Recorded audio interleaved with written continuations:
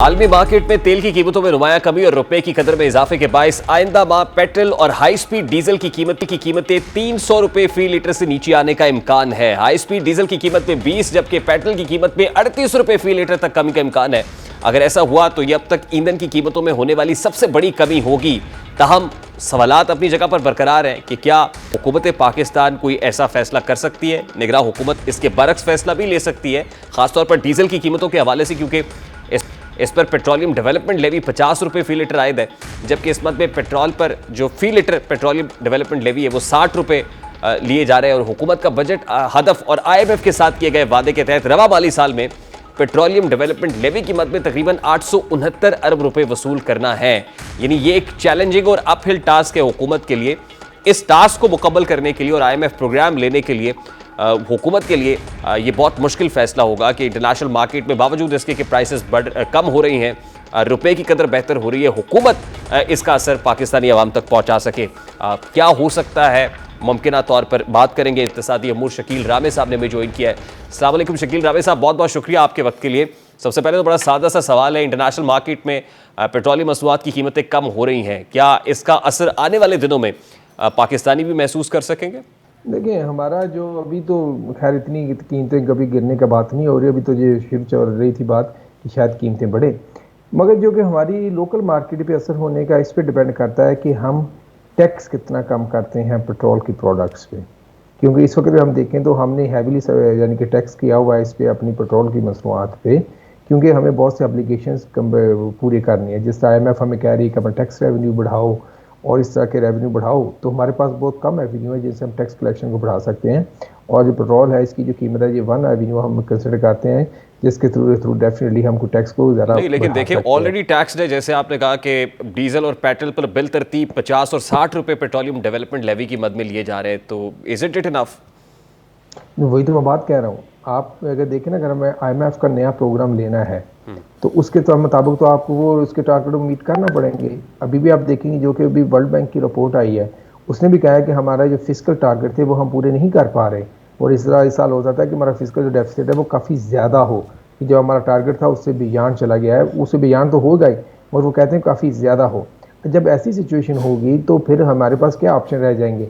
क्या हम IMF को कहेंगे कि हमें हमारी शराइत पे कर्ज दे दो? वो भी मुमकिन नहीं है। जहाँ हमें रिलीफ मिल सकता है वो दो चीज़ें हैं। एक तो यह है कि डॉलर की प्राइस जो है वो नीचे आए, जो कि अब डॉलर का जो रेट है ये कंट्रोल हो, एक्सचेंज रेट। नंबर 1। नंबर 2, हमारे मुल्क में इतनी ज़्यादा इन्वेस्टमेंट हो कि हमारे यानी कि जो हमारा फंड रिजर्व है वो उसमें थोड़ी सी आपको उनकी जान नज़र आनी चाहिए और आपकी इंडस्ट्री जो है चलती हुई नज़र आनी चाहिए। अगर ये दो चीज़ें हो सकती हैं तो हम अपनी यानी कि रिलीफ आवाम तक पहुँच सकते हैं। ये तो फौरी तौर पर होता हुआ नजर नहीं आ रहा। तो अगर हो भी जाए तो शॉर्ट टर्म में हमें रिलीफ नज़र नहीं आ रहा, क्योंकि शॉर्ट टर्म में हमारे फाइनेंशियल क्राइसिस जो है काफ़ी गंभीर है। अभी देखिए 2000 की यानी कि अभी जो ख़त्म हुआ 2023, तो दिसंबर तक हमें 10.6 बिलियन US डॉलर मेरा ख्याल कहता है हमें कर्ज में पे बैक करना है।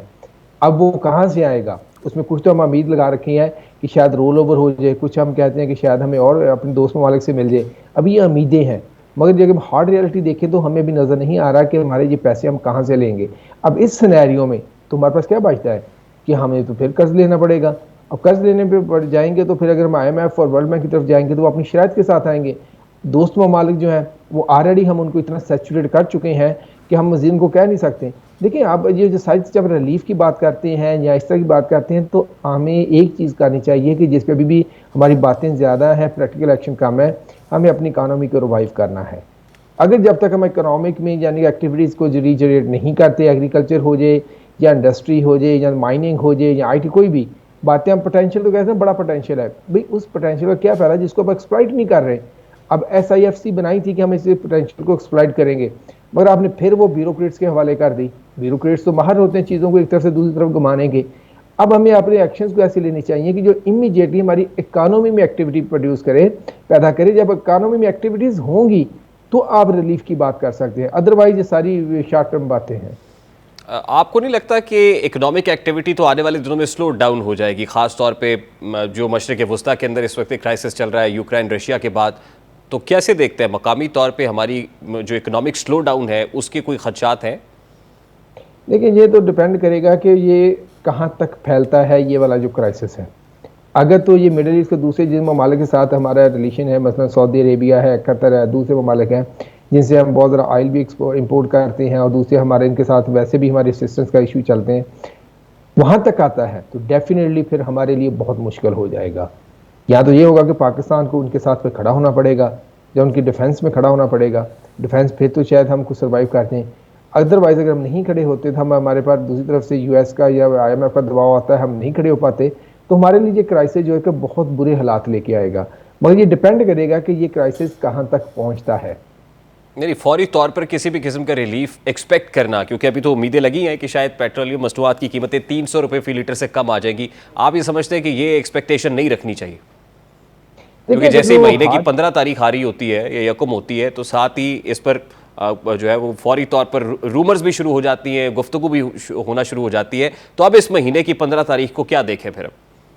देखें, अगर तो हम रियलिस्टिक होकर बात सोचें, अगर गवर्नमेंट को प्रेशराइज कर लिया जाए कि जनाब वो कीमतें कम करें, कर दे, एट दी एंड फिर दोबारा जब कर्ज बढ़ेगा, सारा कुछ प्रॉब्लम क्रिएट होंगे, तो दोबारा गवर्नमेंट ने आपसे ही निकालना है।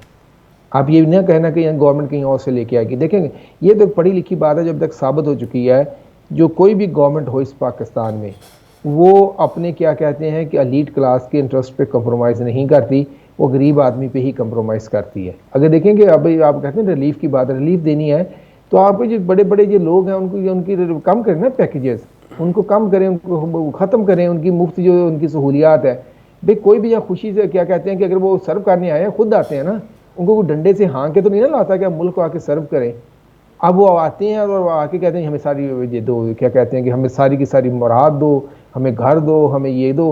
रिसोर्स तो वहीं कंज्यूम हो जाते हैं। गरीब आदमी के लिए जब अगर कोई रिलीफ आता भी है तो बड़ा शॉर्ट टर्म होता है, और वो होता ऐसा है कि बाद में उन्हीं की हड्डियों में से निकलता है। जिस आप बात कर लेंगे, पीटीआई गवर्नमेंट के आखिरी दिन थे, उन्होंने पेट्रोल भी बिल्कुल कम कर दिया, उन्होंने हर चीज़ की कीमत कम कर दी, ये बहुत अच्छा अवाम दोस्त। मगर बाद में वही अवाम को भुगतना पड़ा कि वही जो कि हम 200 को लेने को तैयार नहीं, तो हमें 300 से ऊपर भी जाना पड़ा। तो देखें, यहाँ तो हमें ये है कि अगर हम सस्टेनेबल चेंज चाहते हैं तो गाँव के लोग, लेकिन फिर जो बात आप एक्सपेक्ट कर रहे हैं वो यही है कि अवाम इस बार फिर अवाम ही कुर्बानी दे। एलीट तो अपने वसाइल छोड़ने के लिए तैयार नहीं है, हमें ही सेक्रीफाइस करना पड़ेगा। ये कुर्बानी नहीं है, ये आप पे इम्पोज कर दी गई है, जिसको आप कह दिया था आप कुर्बानी दें, और हम हंसे खुद कहते पर नहीं हम कितनी बड़ी कुर्बानी दे रहे हैं इस मुल्क के लिए। देखें, ये हम पे इम्पोज्ड है कि यानी कि हम एलीट को पालते हैं, वो हम पे मुख्तलिफ किस्म के टैक्स लगाते हैं और वो खुद एंजॉय करते हैं। अब अगर ये ऐसी बात है, इकनॉमिक क्राइसिस हमारा बहुत ज़्यादा है, तो इनका हक नहीं बनता था कि अपनी ये लिवरेज छोड़ देते? वो तो छोड़ने के लिए तैयार नहीं है, कोई भी तैयार नहीं है। तो कहते हैं अवाम कुर्बानी, अरे अवाम कुर्बानी नहीं है, उनका स्लॉटर करता है ये वाला। नहीं, लेकिन फिर जब अवाम ये एक्सपेक्ट करे या अवाम मुतालबा करे कि ये पेट्रोलियम मसनूआत की कीमतें कम होनी चाहिए, तो मुतालबा करना तो कम अज़ कम जायज़ है। क्योंकि इस वक्त जो इंडिकेटर्स बताए जाते हैं इंटरनेशनल मार्केट में जो है, या डॉलर नीचे आ रहा है, तो फिर इतना सा तो अवाम का हक बनता है ना कि उनको इसके अंदर भी कोई ब्रीदिंग स्पेस या सांस लेने का मौका दिया जाए। अवाम का बहुत हक बनता है, इससे भी बहुत ज़्यादा हक बनता है।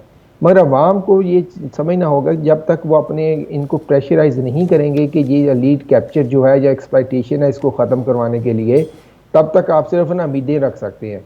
क्योंकि एक हाथ देते हैं, दूसरे हाथ से आपसे निकाल लेते हैं। मतलब पिछले दिनों बात हो रही थी, इलेक्ट्रिसिटी के बिल बहुत ज़्यादा आ गए हैं, इनका बिल को कम करेंगे तो कैसे? दूसरी तरफ से गैस का बिल बढ़ा देंगे। तो ये कौन सा रिलीफ हुआ? एक तरफ से आपने दिया, दूसरे से आपने ले लिया। मैं बेसिकली जो बात मैं कहना चाह रहा हूँ कि हमें जिस पे काम करने की ज़रूरत है, अवाम को या प्रेशर डालने की ज़रूरत है, वो ये है जनाब, जो आप सिस्टम आपने डिज़ाइन किया हुआ इसको चेंज करें। जो एक्सप्लॉइट की जो कि अलाल सिस्टम जो हमारा लीड की तरफ जाता है, हम देखें UNDP की रिपोर्ट थी कि 2 ट्रिलियन रुपीज़ तो हम सालाना या लीड हमारी सब्सिडीज खा जाती है। अब 2 ट्रिलियन को निकाल के आप अवाम पे लगाएं तो देखें अवाम कहाँ की कहाँ जाएगी, इकॉनमी कहाँ की कहाँ जाएगी। इन चीज़ों पे हमें फोकस करने की ज़रूरत है, राइदर कि हम छोटी छोटी चीज़ों पर थोड़ा सा हमें 5 रुपये का रिलीफ दे दो, 10 रुपये